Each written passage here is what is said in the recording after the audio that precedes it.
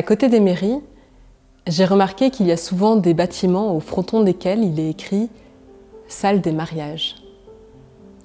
Je ne sais pas vous, mais moi, depuis quelque temps, je me demande où sont-elles, les salles des funérailles?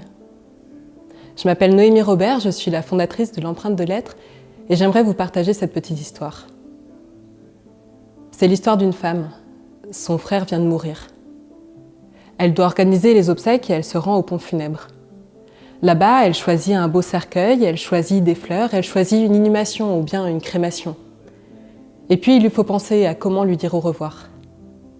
On lui propose une cérémonie religieuse. Pensez-y. Depuis son baptême, son frère n'a jamais remis les pieds à l'église. Pas de problème.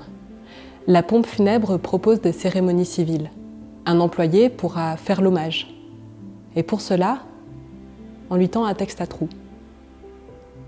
Elle peut y remplir le nom de son frère, là où il est né, ses 3 valeurs préférées, toute une vie, en quelques petits trous. C'est pas partout comme ça, mais c'est souvent. Cela explique peut-être pourquoi 74% des Français choisissent encore une cérémonie religieuse, alors que selon une enquête européenne de 2018, moins de 42% des Français revendiquent cette appartenance religieuse. D'ailleurs, si on regarde une autre cérémonie qui marque les vies, le mariage, on peut remarquer que lorsqu'on a le temps de réfléchir à ce qui fait sens pour nous, les choix ne sont pas les mêmes. En 2018, sur la totalité des mariages célébrés, moins de 25% ont fait l'objet d'une cérémonie religieuse. Notre société se sécularise et pourtant, il n'existe pas de prise en charge civile du rite religieux. Avec l'Empreinte de Lettres, j'ai choisi de mettre mes compétences de conteuse, de raconteuse d'histoire au service de ce besoin social.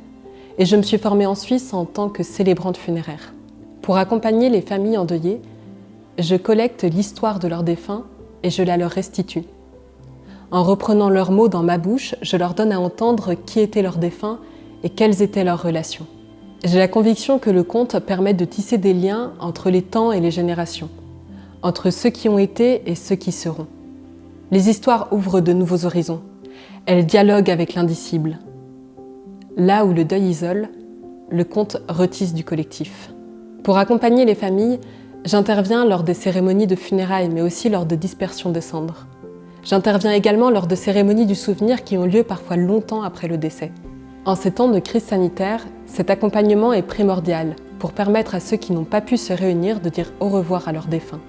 Mon ambition est toutefois d'aller plus loin que ma propre pratique au service des endeuillés. J'aspire à ce que chaque famille puisse s'appuyer sur des professionnels pour créer une cérémonie qui ait du sens. J'aspire à ce que chaque famille puisse accéder à de beaux lieux de cérémonie pour marquer ce temps d'adieu en prenant tout le temps qui leur est nécessaire. J'aspire à ce que chaque famille puisse accéder à cet accompagnement quelles que soient ses ressources financières. J'aspire à une transformation de la façon dont notre société accompagne les funérailles.